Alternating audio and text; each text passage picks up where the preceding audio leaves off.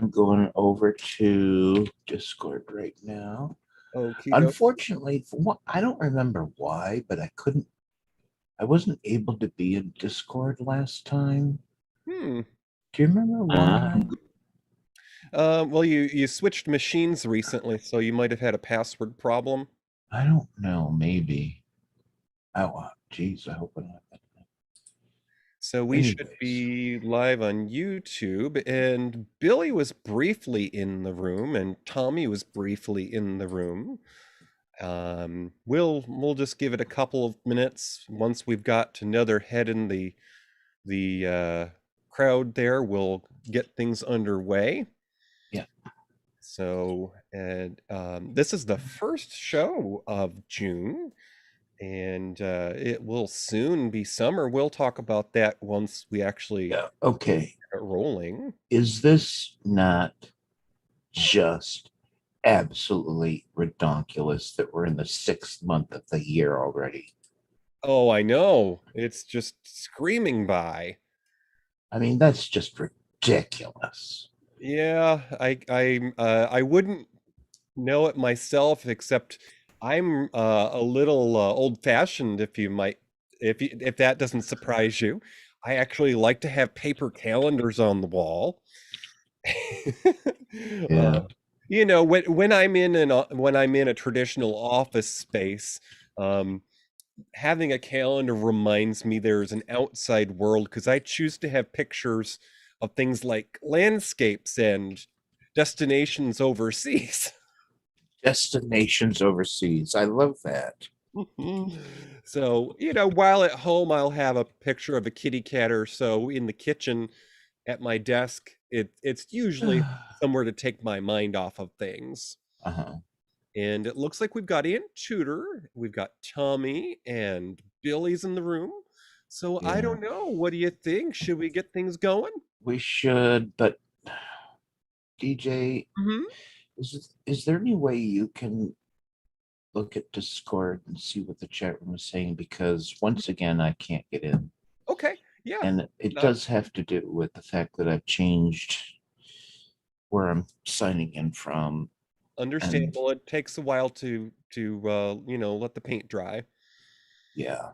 So okay. So if you will, because last time we really didn't keep track of the chat room very well, and that was my fault. But Well, we will certainly do that. Were you able to get into the notes? yes. Okay. I will start the intro music here.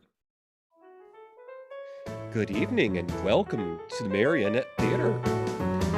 June is Gay Pride in many places.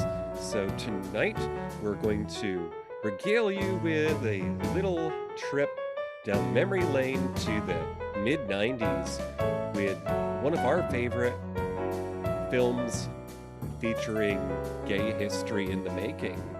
Please take your seats. The show is about to begin.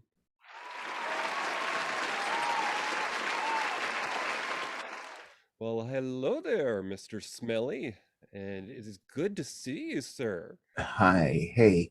Hi. Good to be here tonight.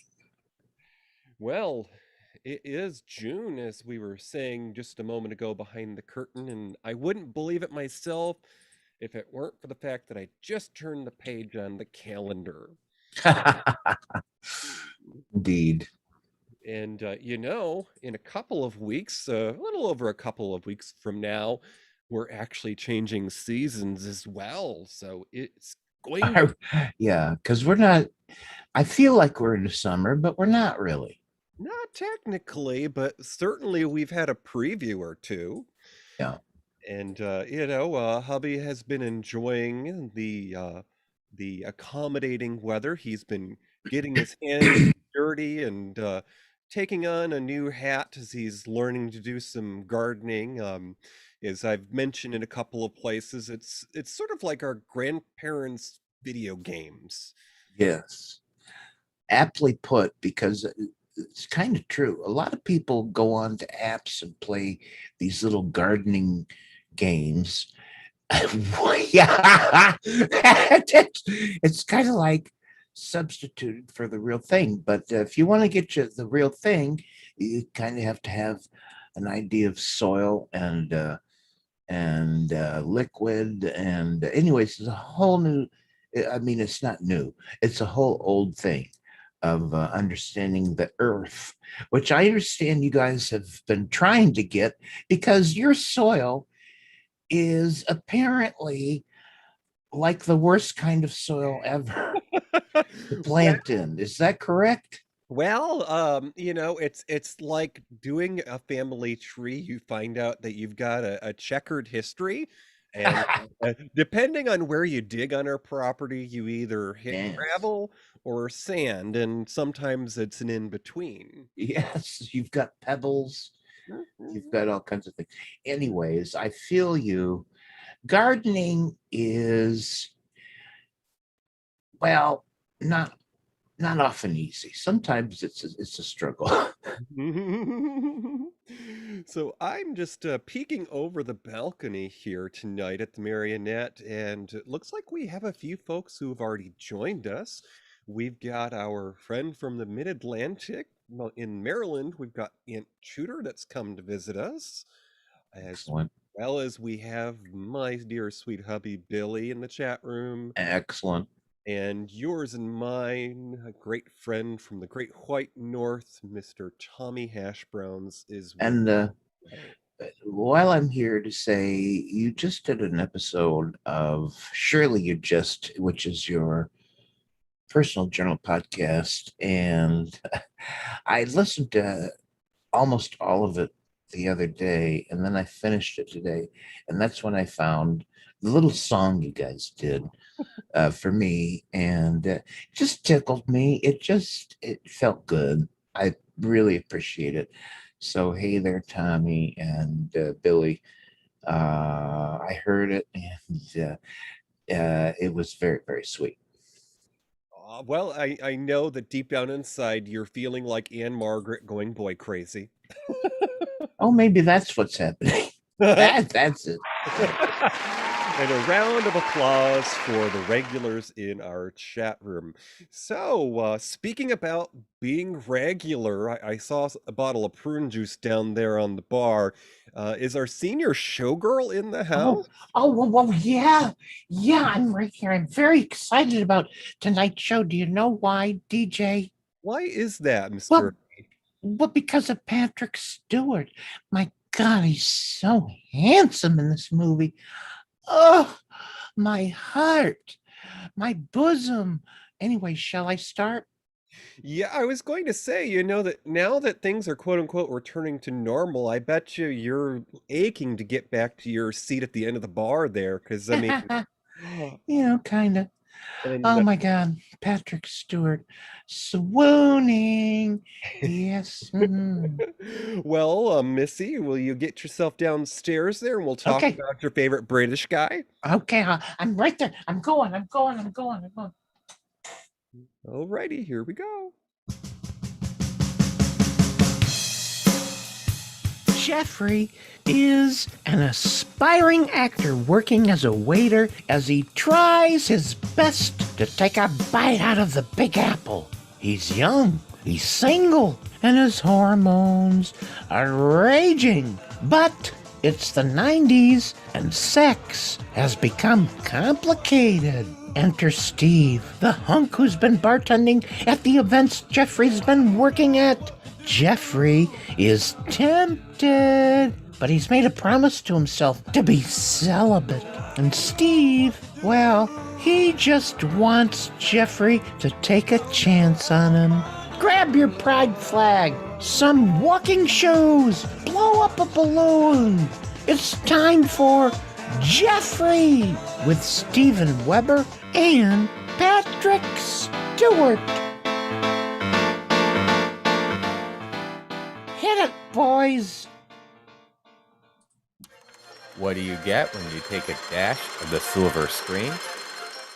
A pinch of golden oldies and a smidgen of streaming. It's time for Matinee Minutia with your hosts DJ and Toppie.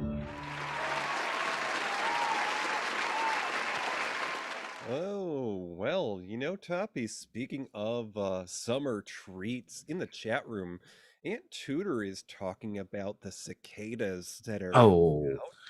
now I hear they're big time down there in Baltimore. Yeah, and he's telling us that there are some tasty recipes out there for chocolate covered and sauteed in butter. I have not yet had the experience of eating crickets or insects, fried or otherwise. I know it's a thing.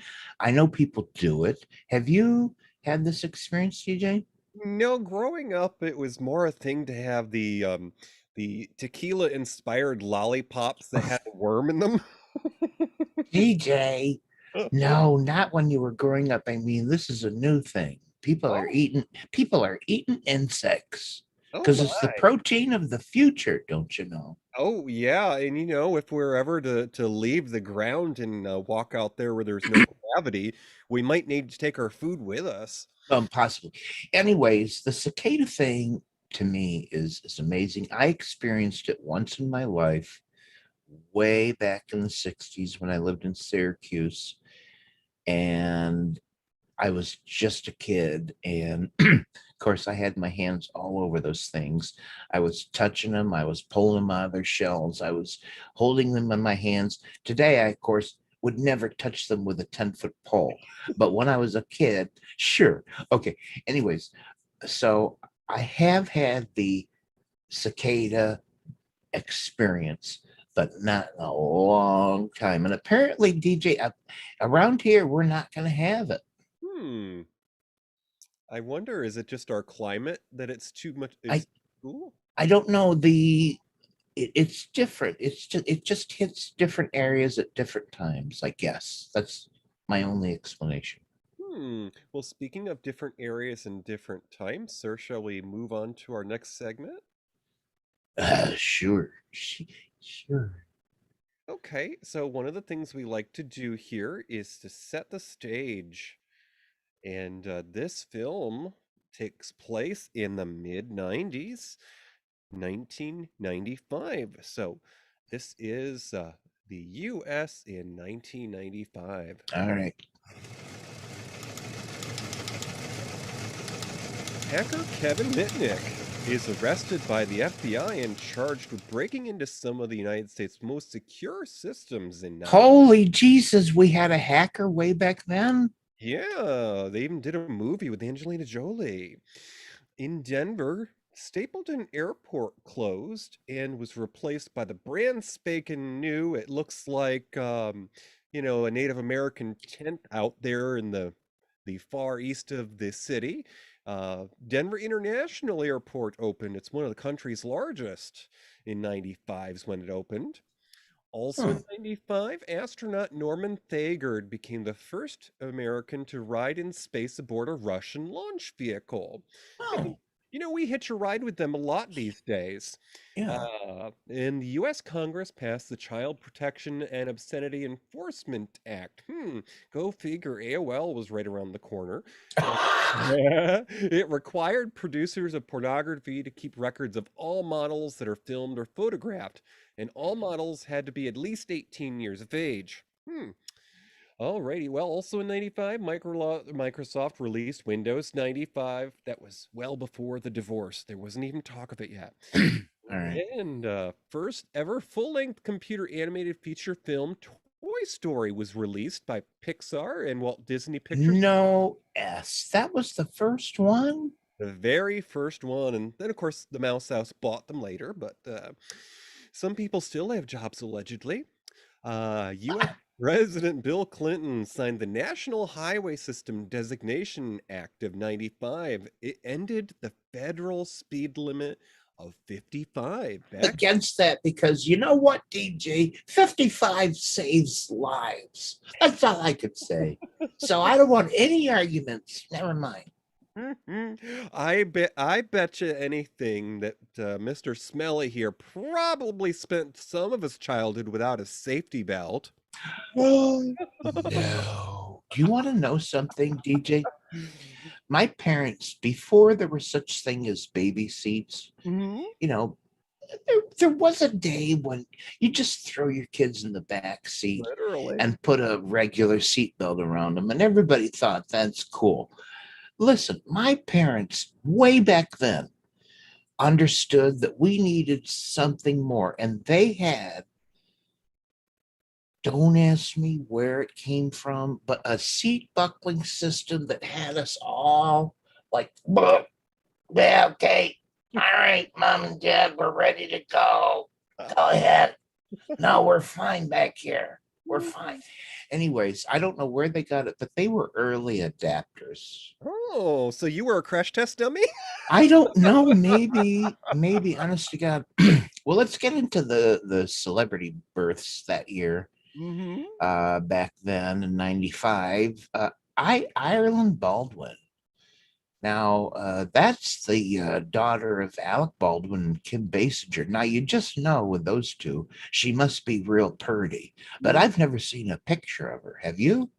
I have. She was a model for a time, and now she's well, I'll let you deliver the punchline. Well, apparently now she's Mrs. Justin Bieber. Wow. Is that fake? I don't know. I mean, she's cashing the checks. I guess so. Anyways, I have no clue what she looks like. I'm sure she's very nice looking. But that's our featured birthday for that month. Okay. DJ, so this movie came out, and what was it competing against when it was out there in the theaters? What other movies were out there? Alrighty, so in '95, and technically I was supposed to be finishing high school then, but I got held back a year on account of allergies. That Wait a minute. Okay, that's another story for another time. I'm going to ask you about that some other time. Sure. So in the top of the box office in '95, we had Batman Forever. Now, this was starring the second gentleman to become the Dark Knight, Mr. Val Kilmer. Is number one in the box office that year, starring with Chris Evans, and Jim Carrey was the villain in that one, the Riddler. Okay, wait a minute. Chris Evans, as in Marvel superheroes, Chris Evans? I think yes. Well, I have to look it up, but he played Robin in the Batman Okay, Forever. different guy. Lots of Chris's. 184 million, top of the box office. Number two is a personal favorite. It had Mr. Tom Hanks, Kevin Bacon, and Mr. Gary Sinise. It was the retelling of the true story of Apollo 13, and that brought in 172 million. To film some of those scenes, they took those actors up into one of them planes that could do a double flip or whatever they did to cancel gravity. Mm-hmm. And that's how they got some of those scenes where they seemed weightless. Oh, and I know that Ron Howard's mother got to be in Apollo 13. She played Jim Lovell's mother. Oh. And she was a sweet old lady that said if anybody could fly a washing machine, her Jimmy could land it. Okay. Also, in the top of the box office was the aforementioned first animated film Toy Story, and it brought in 146 million. Now, of course, here at Matinee Minutia, we love the underdog. And Jeffrey, well, it was based on play, so it wasn't going to be one of the top charting films of the year. It was released in the summer.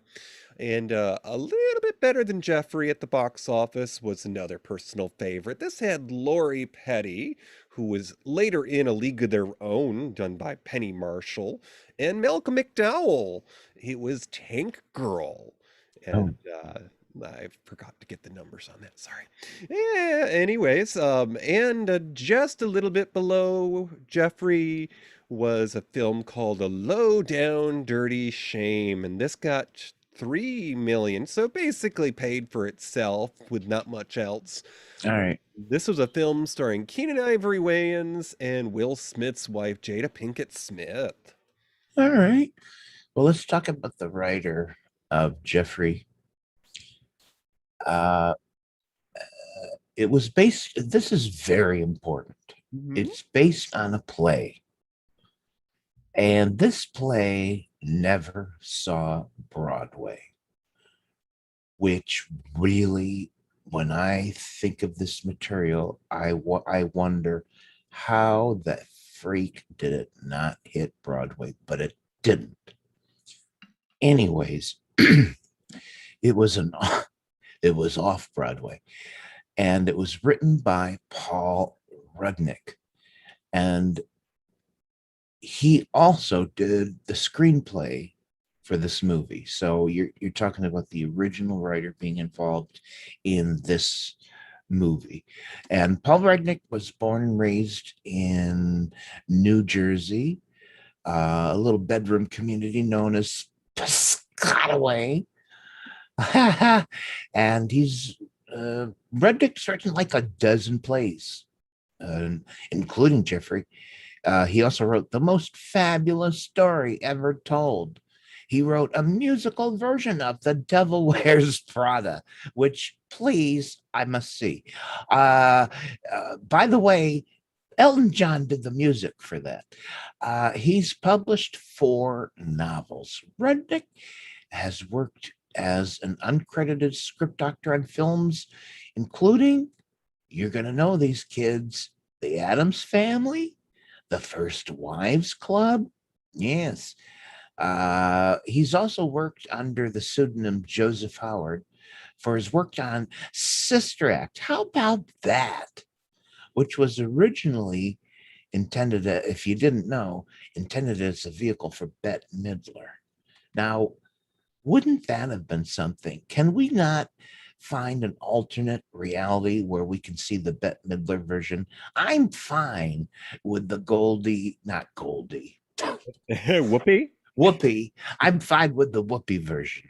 But wouldn't you like to see the Bette Midler version? Anyways, Rudnick went on to get sole writing credit for Addams Family Values, a sequel in the Addams Family movies. And he wrote In and Out. And that was another gay-themed movie with, if I recall, Tom Selleck and who the other Kevin Kline. Yes. And Debbie Reynolds had a cameo. Did she really? I don't remember that. She played his mommy. Okay, well, she's great at playing mothers. So Rudnick went on to have screenwriting forays into things such as Isn't She Great? And the 2004 remake of The Stepford Wives. Woo, woo, woo, woo. He had a script called The Coastal Elites, which is a very new thing about socially distancing in the age of the COVID-19. That's how recent he's been working.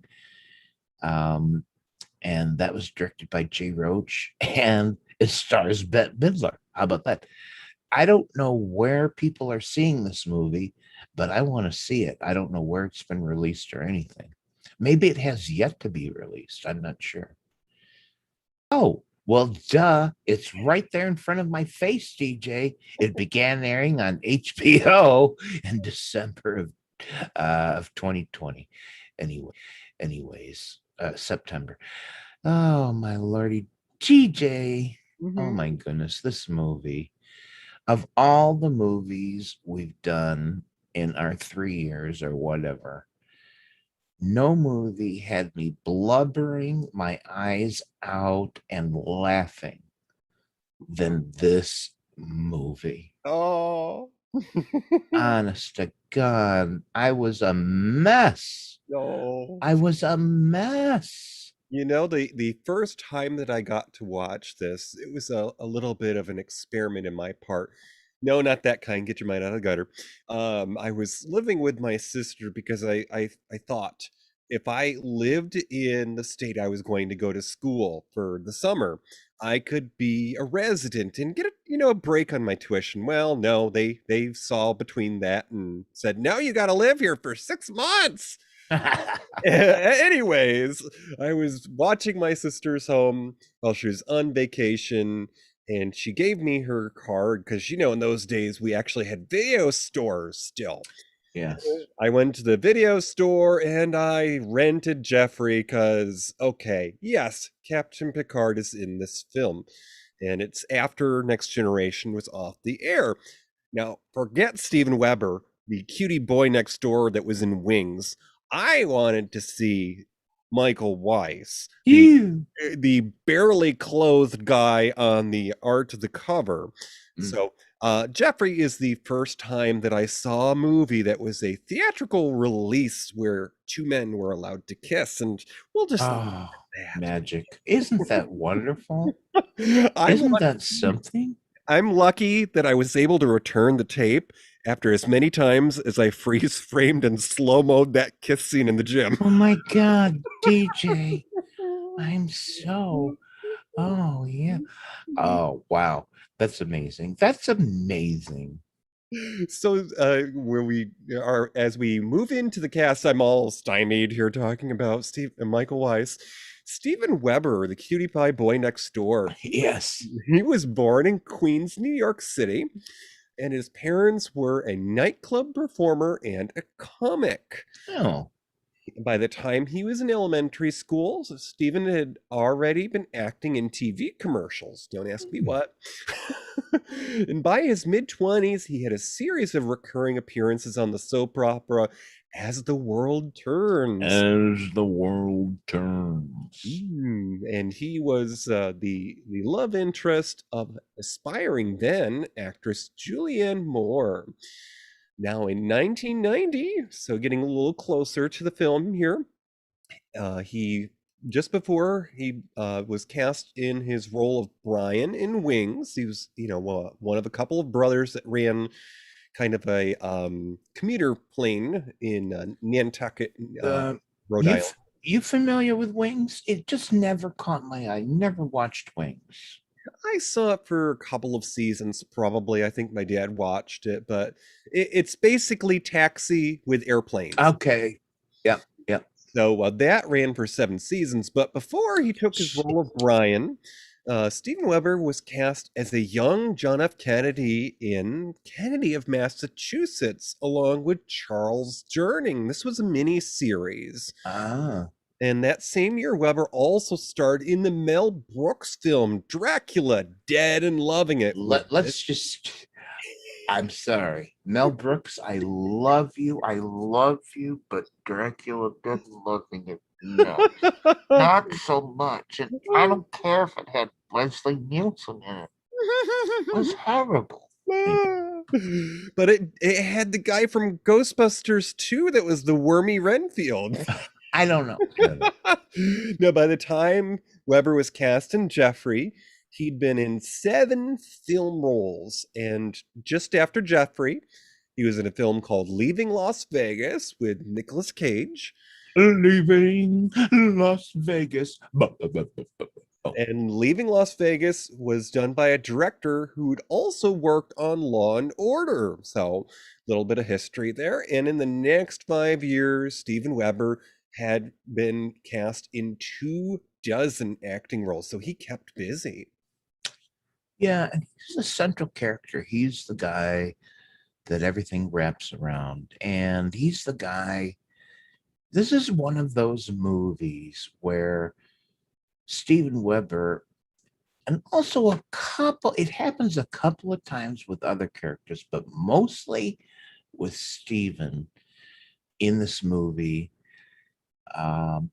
he talks right to the camera. So he breaks the fourth wall and he's talking right to you. It happens throughout the whole thing.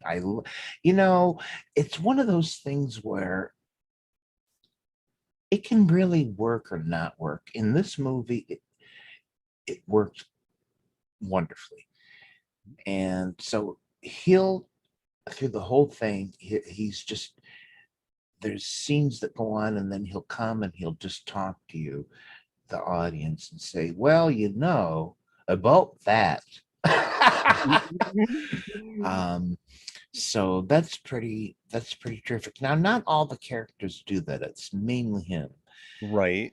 But it is one of the elements that makes you understand how this could have been a play, because those type of techniques do work well or better in theater. So. Sure. Now think of a play that came out before this that did get on Broadway.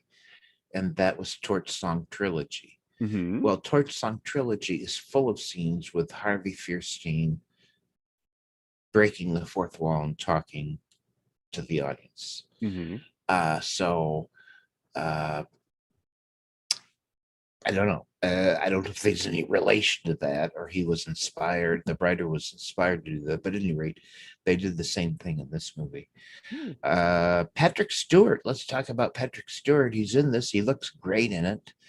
Well, we know a lot about him, but I'll just say he was born and raised in England. He began acting in the mid-'60s. His first film was in 1975. It was called Hennessy.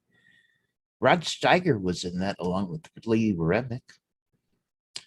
And before landing his first series, Stewart had roles in a couple of miniseries. If you remember, oh boy, woo, holy Jesus, a miniseries called North and South. That was way back in 75. Also, he was in I, Claudius in 1976. So, you know, he's been around for a long time. His first series was Mayberry, which I know nothing about it because it happened to be in the UK. And he was a psychiatrist in a small town hospital. Gee, it just seems like it probably was good, but I know nothing about it. And then just prior to beginning his role as Picard on Star Trek The Next Generation, he starred in Lady Jane in 1986 with Hella Bonham Carter. Anyways, by the time Stewart got to be in Jeffrey, it was his freaking 19th film role. So, what the other movie I remember him from, DJ? It was a sword and fantasy film. Do you know what I'm thinking of? Sword and fantasy. It was way out there, and he had a central role. I'm not quite sure. Maybe somebody in the chat room could. Maybe. I bet Tommy knows. I bet you anything Tommy knows. Anyways, let's see. Oh, now, before we get too much further, we are about halfway through our show tonight. We are going to step on over here to the concession stand. And I've got that too loud. And Madame Gertie is going to be serving up your favorite treats. You better believe it. I'm right here. Get us some Harvey Wallbangers. We were just talking about Harvey Fierstein. Yeah. I love Harvey Wallbangers. Woo, bang, bang. Oh, sorry. Anyway. So for your listening enjoyment, we have an interview with Mr. Paul Rudnick, the playwright behind the story of Jeffrey. And this is on PBS with Charlie Rose. And this is in 99, so it's a few years after. Paul Rudnick is here. He is the award-winning author of such plays as Jeffrey, I Hate Hamlet, and The Naked Eye. He's also garnered success for his films, Addams Family Values, and In and Out. His latest play, The Most Fabulous Story Ever Told, explores an unusual premise. What if God had created Adam and Steve instead of Adam and Eve? Ben Brantley of the New York Times said, line by line, Paul Rudnick may be the funniest writer for the stage in the United States today, and he confirms that reputation with this play. I am pleased to have Mr. Rudnick here on this program once again. Welcome back, sir. Oh, thank you so much. Nice to have you here. Now tell me, in your mind, where did the idea for this come from? Well, it came from that remark that a lot of biblical fundamentalists like to use, where they say God didn't create Adam and Steve. He created and Adam and Eve. Exactly, and that's about the extent of biblical fundamentalist repartee, I think. So I thought, take them at their word. What would have happened if? You know, and I thought about the first two lesbians, Jane and Mabel. Yeah. So, and the story kind of unreeled from there. I also wanted to explore issues of faith and God and why they're actually some of the most provocative questions around. I think sex has become so commonplace, you know, thanks to Monica and the cigar, that now religion seems one of the only taboos left, one of the only sort of socially explosive questions. Now, what are the explosive questions? Well, I think if you were at a cocktail party in Manhattan or anywhere else for that matter, and you asked people about their sex lives, they would have no problems. You would get their full therapist readouts, all far too much information. And then I did this, and then he did that. Exactly. But if you ask them, do you believe in God? I think people would become very uncomfortable and perhaps embarrassed and probably very funny, because I think it's a very intimate question. And so what do you say when they ask you, do you believe in God? I say you'll just have to see the most fabulous story ever told. My answers don't come cheap. Here is my theory. Your God is the theater. I mean, some sense that has been your God. Oh, absolutely. And even beyond that, comedy. I think when I get to stand at the back of a theater and hear an audience roar at especially the brilliant cast of this play, it's a transcendent experience. I think that is as close to God as I ever need to be. It's why live theater will never die. You get that sense where the audience shoots the performers in the play even higher, and you think, my God, these are human beings at their best. But I stole this from one of these profiles of you, so here comes. What are you going to do when St. Peter says, by the way, Mr. Rudnick, I have a cassette here where you said you didn't believe in God? Well, it's funny. I was thinking about this because Jerry Falwell the other day also said that the Antichrist is alive and among us today. And he is. And he said that he was a Jewish person. And so, of course, I was terribly flattered. And then Falwell, I think... That's funny. Oh, so by default here, Toppie, you have led me to talk about the heartthrob. I'll have to go grab my smelling salts. You know, even I was entrapped by this heartthrob. And, you know, it's funny. I didn't know it then, but I've since seen him in other things, not knowing he was in Jeffrey. Also, before we go, Janet, our friend Janet from another planet, says that indeed the Sword and Sorcery movie with Patrick Stewart was Excalibur. That's absolutely right. And in the chat room, we have a new person who's raised their hand. We have Veritable Virgo who's decided to join us tonight. Oh, Veritable Virgo, VV. I like to call him VV. I'm so happy he's here. That's wonderful. Thank you for coming, VV. Yeah, so Mr. Michael T for terrific. White. He's a Chicago native. Oh, isn't there a show about firemen? Can we get him in that? Well, there's lots of, No, he's a Chicago native, and he attended the famous Second City Acting School. So where a lot of those famous comics like John Candy went, that's where he went. His first recurring role was on Days of Our Lives. By the way, can you just see him? Of course, he plays a doctor on Days of Our Life. Can you just see that? I mean, I can just picture him. I'd like to travel back in time to 85 and be a walk-on role to be in the hospital. Yeah. Please, doctor, help me. Help me. Come closer. Darn this hospital gown. And he starred as Dr. Michael Horton from 85 to 90. So he had 5 seasons of playing doctor. Wow. His first film role was in the 88 TV movie called Take My Daughters, Please, which starred Golden Girl, Rue McClanahan, and I don't even want to know. I know. If Rue McClanahan being in it wasn't good enough, it had Audra Lindley, who was Mrs. Roper. Good Lord. I know, like a compass near north. Okay, DJ, I vote right here that we do this TV movie in a future episode, okay? Because now I'm hooked. All right, go ahead. And then Weiss starred in a 91 remake of your favorite 60s Dark Shadows. Yeah. And funny, I saw it and I don't remember him, but that's fine. Anyways, go ahead. This was only his second film role at the time. And the first was, to to hear the title, you don't have to wonder what kind of film it was. It was softcore. It was called Angel 4 Undercover, because where else would they be? And he had that film had guest appearances by none other than Roddy Wait, McDowell. wait a minute. I'm sorry, DJ. Mhm. So Angel 4 was a soft porn movie. Yeah, if you look at the art And for and, this, and Roddy McDowell was in it. yeah, and it also you talk about your houses on Haunted Hill, huh? Yeah.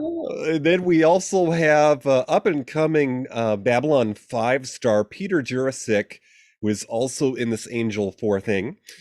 In the year after the theatrical release of Jeffrey, Michael Weiss was cast in the lead of The Pretender as Jared, the lead, and he was the mastermind with the ability to impersonate any profession. Yeah. This show ran 4 seasons and inspired 2 follow-up movies. I was just glad I got to see him wearing a leather jacket every week. And since the conclusion of The Pretender, Weiss has had a series of guest roles in both TV and film. He most notably was in the second Sex and the City film, and he has maintained a career in voice acting. Now, in his personal life, Weiss is an environmental activist, and Weiss served on the board of directors for Earth Communications Office. Now, I'm not quite sure what that means, but he also had one of the first all-electric cars in the world and was a pioneer test driver of the first hybrid vehicle, the Toyota Prius, years before it hit the market. So I'm sure Michael Weiss knows Ed Begley Jr. Alrighty. I don't know the connection, but but that's fine. He's a big Earth nerd. Oh, okay. Very good. DJ, let's talk about where we were when we sort of came out and what both of us, you in particular, came out in the age of AIDS. With my age being 59 in August, you would think, well, Toppie, you were around before AIDS. But no, I wasn't, because I was a late bloomer. I virtually came out and had my first sexual experience with a man right when AIDS was going down. The HIV hit the airwaves right after I had my first sexual experience, and it scared the living bejesus out of me, because I'd just had a gay experience, and I was convinced, obviously, I must have AIDS. Well, that went on in various degrees for several more years, and it's a different story, but holy fuck. Anyways, so that was me. We're talking like 82, 83. My first late blooming experience. AIDS is boom, right there. Where was it for you? When you came out, when you became sexually active, where was HIV and AIDS for you? Well, it was a quite more heightened experience in my environment, because I was raised by 2 conservative parents, one who was church going, also who happened to be a career nurse. So, mom voted for Reagan, and historically, Reagan did nothing to improve the lives of gay people or those affected by HIV/AIDS until perhaps his second term in office, and if that even. So I have it on good authority. My siblings have told me that when I came out, my parents were afraid for me, because even though it was after this, peak of the crisis, because in the time frame of Jeffrey, things had just started changing. and we'll talk about that in a moment with the medications that were available to the community. But when you live out in the middle of nowhere in the haystack like I did, it's just all ignorance because, well, I had to go to college before I could start dating even. Yeah. So, from in my experience, dating until I came out and was on my own was, let's get a motel room, because even if nothing's happening, that's the only way we can even spend time together. Okay. But I actually had the privilege, if you could call it that, of my school deciding 1 year after the other that this was the year you're going to get sex education class. Oh. So, in my experience, I got to repeat the class because the next year they decided, no, that was too early. Now it's going to be this grade. Jesus. I was scarred, and yet I have since become aware of propaganda films that were available during wartime that probably put those tactics to shame. But I have lived to see a brighter day. All right. I want to point out to the chat room, Veritable Virgo, and once again, I just want to say that I'm not able to see the chat room and what you guys are saying. I'm very sorry about that. Normally I can, but Veritable Virgo is involved in this whole scene in ways that I couldn't describe. I just know that this is his, I'll just say, for lack of a better word, his line of work. And it's been for a long time. So VV, if you have anything to put in the chat room, any information that just comes to you, please do, because you are a resource that's important. Anyways, let's talk about where the characters in the movie are. AIDS, HIV, AIDS has been around for a while. We've got, on the one hand, our protagonist, our wonderful protagonist, who talks to us on screen, who's just decided it's just too fucking complicated. Having sex, it's just too, and he's decided, I'm done. I'm just done. I'm just gonna be celibate, and that's just the way it's gonna be, because that's the only way I can navigate the world right now. And then, of course, right then is where he meets this incredibly handsome guy. And we don't know it at first, but it's revealed sometime down the road, after they're sort of interested in each other. He says, by the way, I hope this isn't complicated, but I have AIDS. So I don't know. I want to talk about this because I don't know about you, DJ, but I had that happen to me. I was going with a fella who kind of rocked my world, and then I found out he was HIV positive. He'd been living with AIDS for a number of years. And I've had this experience, and it wasn't anything like this movie. Just let me say that off the bat. Right. I didn't have any of this angst and anxiety. I just simply went along with it, and I understood what we were doing. We were having safe sex, and it just, in my world, it didn't interfere. Okay. But this experience in the movie happened to a hell of a lot of people. What, I don't know if you feel comfortable talking about it. Did anything like this? What was your experience, if any, with HIV positive people? Well, I had a unique experience because during some of my travels, I spent nearly a decade living in Colorado. And at the time, it was the early 2000s, but my other half and I decided to volunteer in basically a study. And the concept was that if you volunteer your time and you participate in regular testing, of course you're compensated. But the idea was they wanted to see how people's choices were affected by education.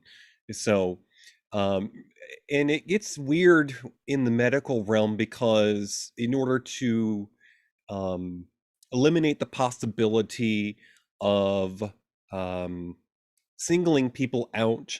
They don't call people gay or straight. In the lingo that they use in the questionnaires, they say men who have sex with men. So through all those questionnaires, they basically try to see if you are making more informed decisions based upon the situation or the environment. But through my experience living in a bigger city like Denver, as opposed to living out in the haystack, I was able to be around people who were more informed. And it wasn't until I lived in Denver that I actually was able to attend my first Pride Parade. I want to say I was like 22, 23 at the time. So I envy, the people who have come down the path since me, the younger generation. They live in a world where if their family is open-minded enough, at least, they're not going to have to come out. It's just going to be who you're in love with. But dialing it back to uh, interacting with people who may or may not be HIV positive, I had a period where after I broke up with my ex, I was dating, and there was a guy that I met who I was rather interested in. He was a computer nerd, and I just thought this is really going good. And we hadn't quite decided that we were going to be dating yet, and apparently he didn't feel that he was ready to date, but he did tell me that he was HIV positive.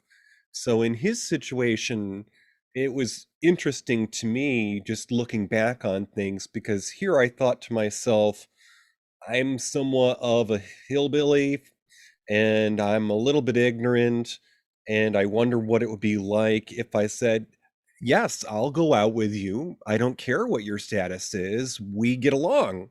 And it just so happened to be that this person may not have spent that long in their own headspace to think about, okay, I'm positive, but this is no longer, a death sentence. How am I going to live with it? This person just simply wasn't comfortable with the idea, maybe, of being a quote unquote normal person and let's date. Yeah, and I just want to say that was the course of over the years where, and it took freaking forever Mm-hmm. To get to this point where if you had HIV, if you were full blown AIDS or whatever, it took forever to get to the point where there was a chance. There was a chance you were going to live through it. And then there became more of a chance. They got the drugs right. They got the cocktail right. They got things rolling. Finally. By the way, have you noticed how, with this great virus, terrible tragedy we've had that afflicted everyone in the human race, have you noticed how fast they came up with a vaccine? Okay, nobody was giving a shit about a vaccine for people who have AIDS. Nobody. Yeah, and to hinge upon that point, Toppie, one of the people who has been involved with the research that did change the tide for people who were HIV positive, Dr. David Ho, he was a Taiwanese American, and he worked for Cedar Sinai in Los Angeles. Now, his institution has actually participated in some of the research that made the vaccinations possible for COVID-19. Okay. Anyways, boy, by the way, emotional as I'm getting right now, this is what Jeffrey made me today, I because I was a blubbering fucking mess watching this movie, and at the same time laughing at the lines the characters had. Patrick Stewart had many of them. There were so many good lines oh goodness. in this movie. Thanks to the writer. I mean, he's the guy that came up with them. Jesus, the lines in this movie. Holy God. Toppie, I want to quote one of Patrick Stewart's lines, and then Yeah. before we give a preview of what's to come, I want to read some of the people that appeared in this movie, because there's a Yeah, there's a cameo. lot. Yeah, let's find out who was in this movie. So one of the best lines in the film was towards the end, and I won't spoil anything for you, but there's a scene in a hospital with Patrick Stewart's character, and he's telling the main character Jeffrey that his lover Darius thought that Jeffrey was one of the saddest people he ever knew. And just the fact that Darius had a terminal illness with his AIDS diagnosis, Yeah. he lived life to the fullest. By the way, this point in the movie that DJ's describing is gut-wrenching. Go ahead, DJ. So, and it's such that Patrick Stewart used this script and those scenes as his inspiration for a scene in Star Trek Generations where Yes. his character learns that his family has died in a fire. Yeah, apparently to do that scene, because it coincided with Jeffrey and the script he was reading, he was so moved by the script of Jeffrey that to produce those tears in that movie, he invoked in his head the script for Jeffrey. And that's, if you don't know, that is the scene where he reveals to, I think, his counselor that his nephew died in a fire. Yeah.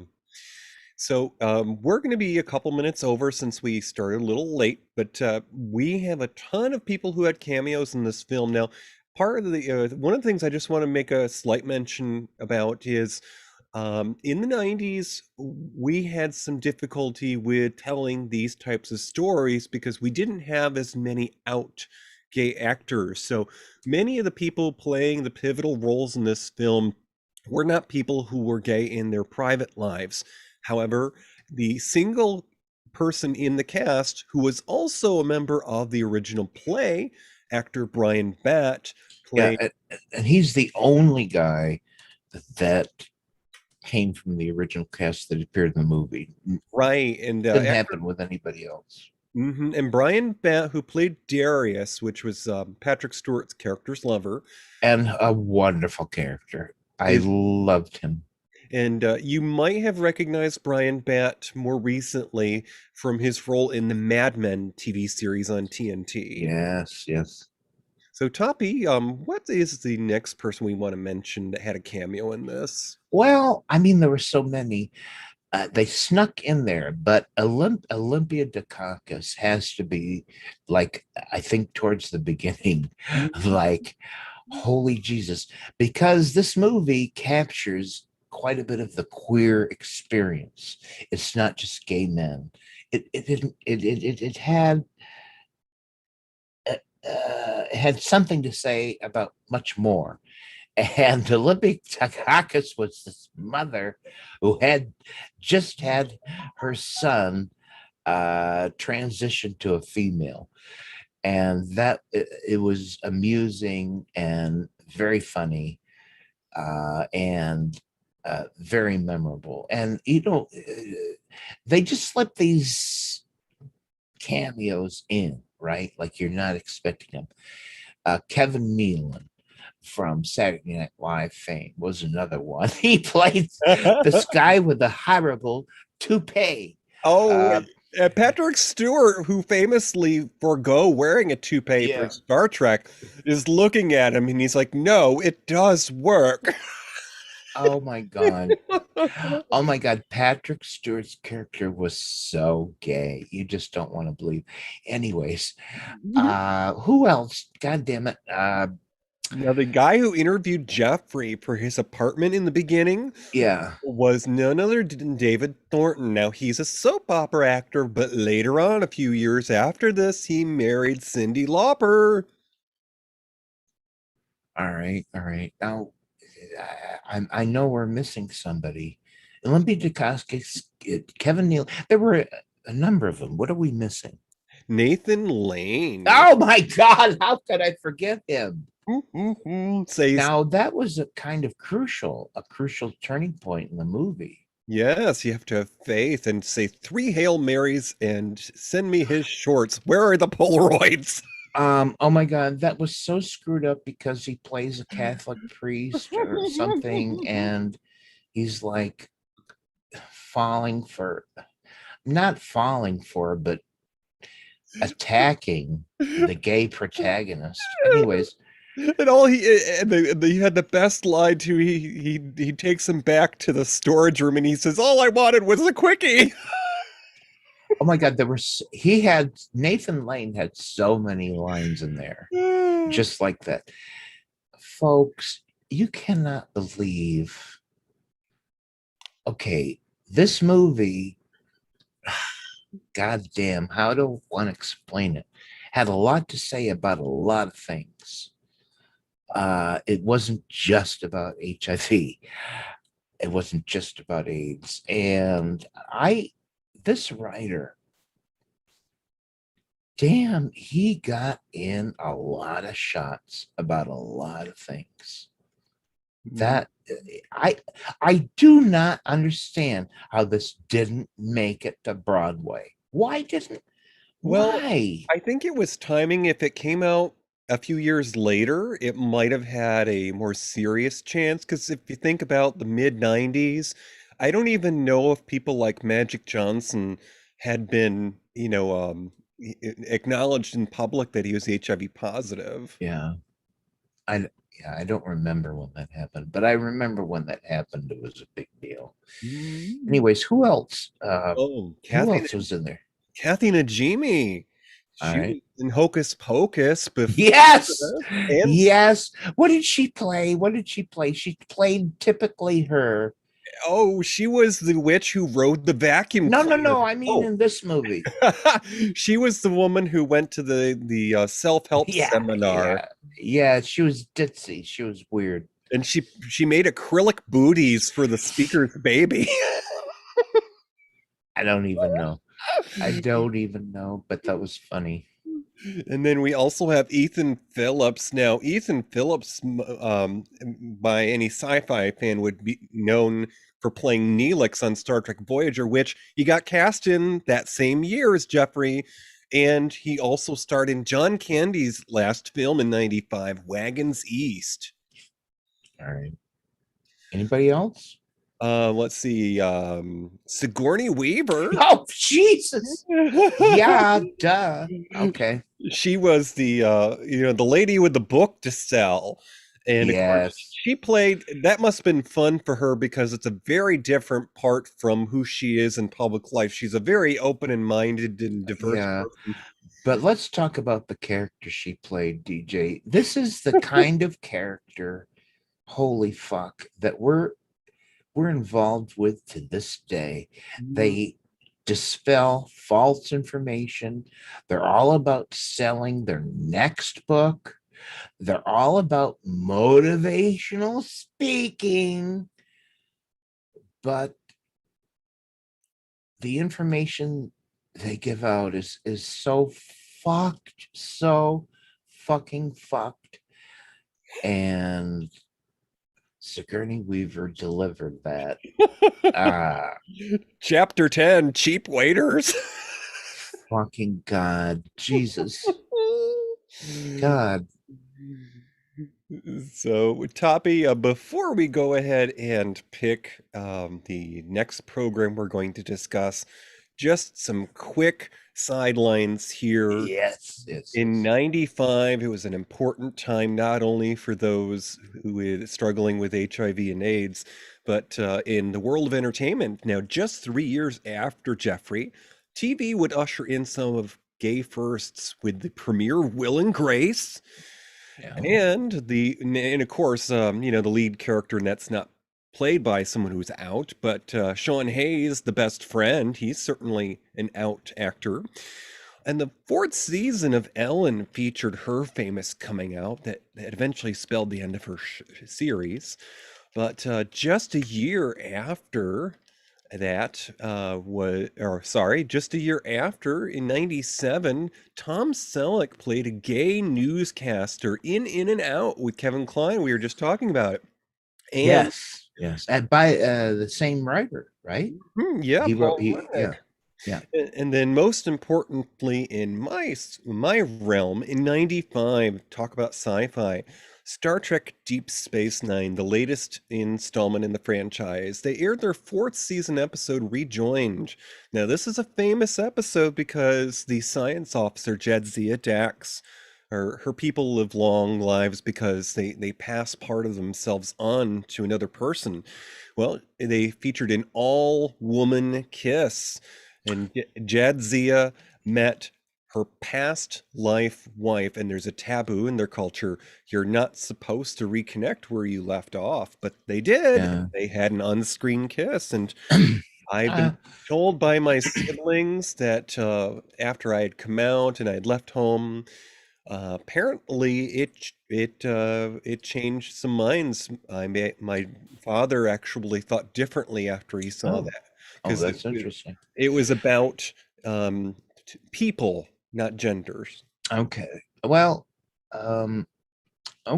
that's interesting. I a lot of the Star Trek in Next Generation and beyond, I felt skirted around cleverly gay, queer issues and made them palatable for audiences, which,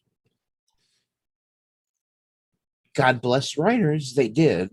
But when you look back, you think, really, is this the best we could do?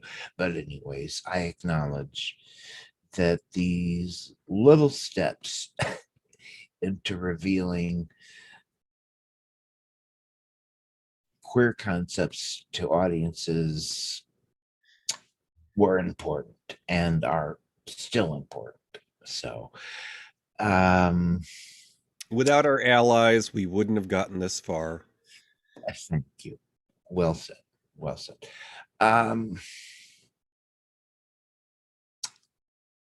I cannot tell you, of all the movies we've done here,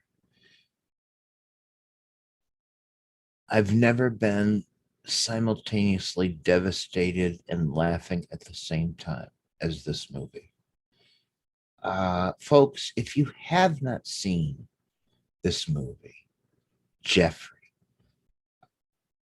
I really recommend that you do. You're going to laugh and you're going to cry. And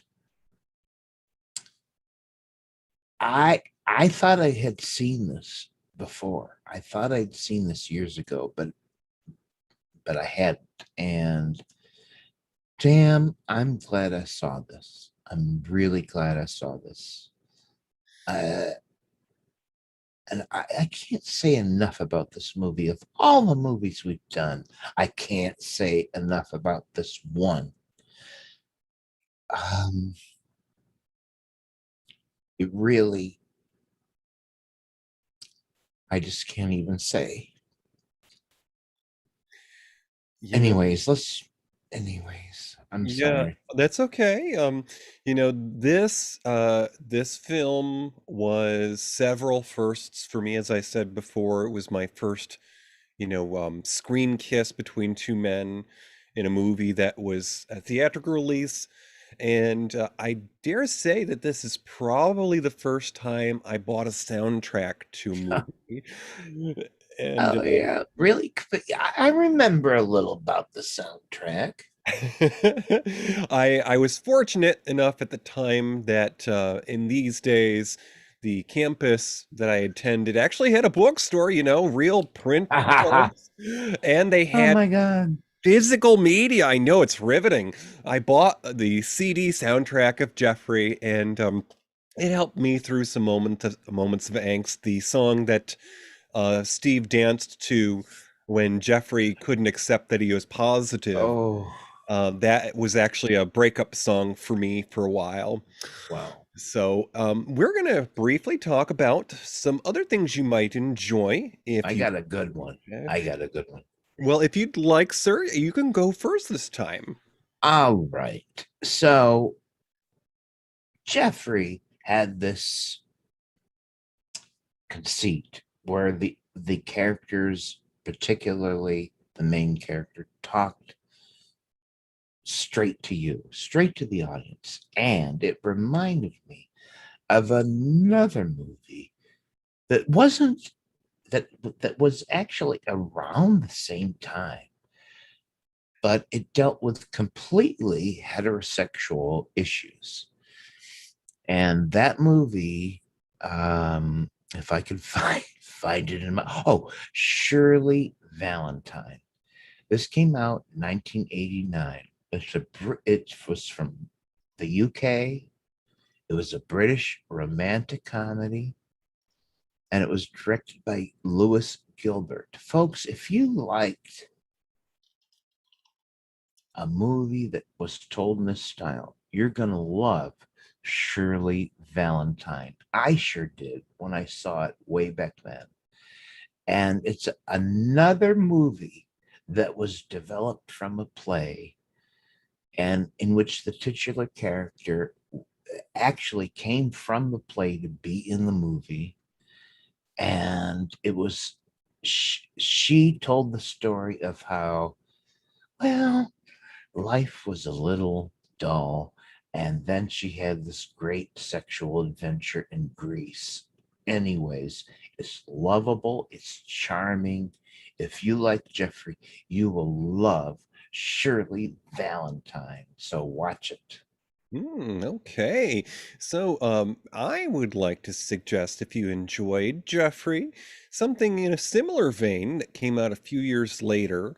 It was a frustrating watch because you saw these two men who met up. One was a go-go dancer, and the other one was just kind of a average Joe. It's a film called Trick, and Oh, I do believe that it treats us with the on-screen debut of Miss Coco Peru. oh my God, yes.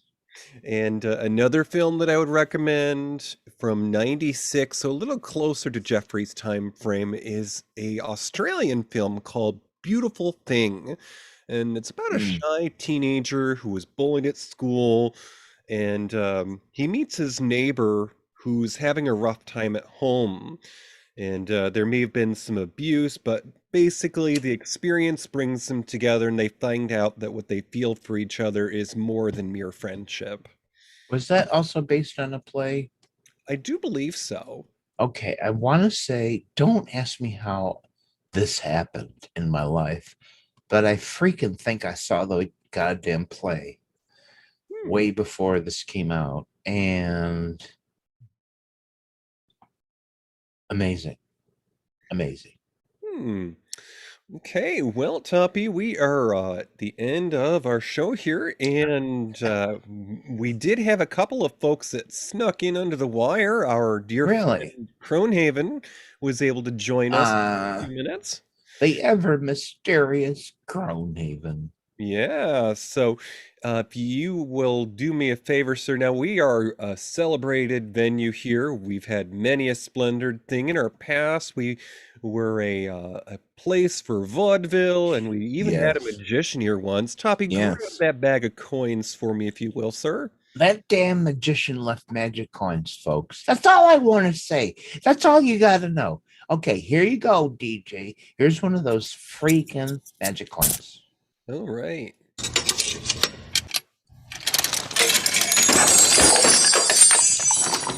Okay, I think that landed on your side there, sir. Yeah. Oh, next time, folks, I would like to treat you to another. Oh, God damn it, DJ. The Mhm. notes are not here, but I know I told you. What freaking movie did I suggest? Do we Well, know? you suggested something that was dark, but then you said you were gonna think about it. God damn it. Oh, no. Folks, this may have to be I know. I thought I put it in there. All right, folks, the next goddamn show we're going to do, because I was too lame to get it together, but it's going to be gay pride related. And I can't think of it now. And apparently, I didn't put it in the goddamn notes. You're going to find out next time, but it's going to be another goddamn pride related movie. That's all you need to know. You need to be here next time. What can I say? I'm totally, TJ, I'm totally lame. I'm sorry. Oh, that's okay. We'll figure it out once we step behind that Okay, there curtain. you go. Jesus Okay. Christ. So in the ways of the old radio days, sir, let's Yeah. say good night, Gracie. Oh, fuck me. Oh, I'm sorry. Good night, Gracie. Thank you for listening to Matinee Minutia. Our show streams live the first and third Friday of each month. Go to univozpods.net, click the tower for audio, enter Discord for chat. You can find the show wherever you listen to podcasts. Tweet us on Twitter at Matinee Minutia. Join our Facebook group. Visit our webpage at matineeminutia.com. Have an idea for a future show? Or just want to message us? Email us at matineeminutia@gmail.com. This has been an Ollybug production. I have a voice. I have a voice. You have a voice. You have a voice. We have a voice. We have a voice. Unique voices in podcasting. UniVozPods.net. And before we say good night officially, I am gonna treat you to that breakup song that Steve just danced real hard to along with his partner. Yes, please, please. I don't know what to do without you. I don't know what to do without you. I don't know what to do without you. I don't know what to do without you. We'll do some chair dancing.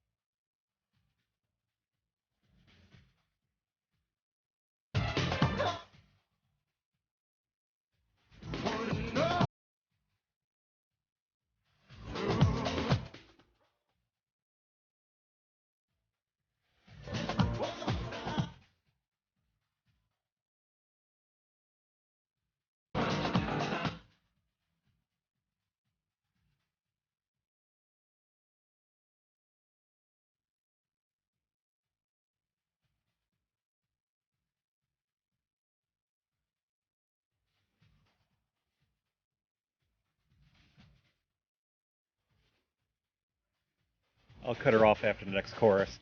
Oh, it's fine.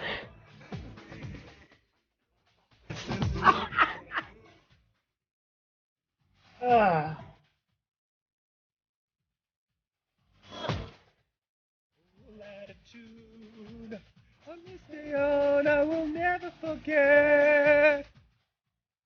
Like the first night we met. I don't know what to do without you. I don't know what to do without you.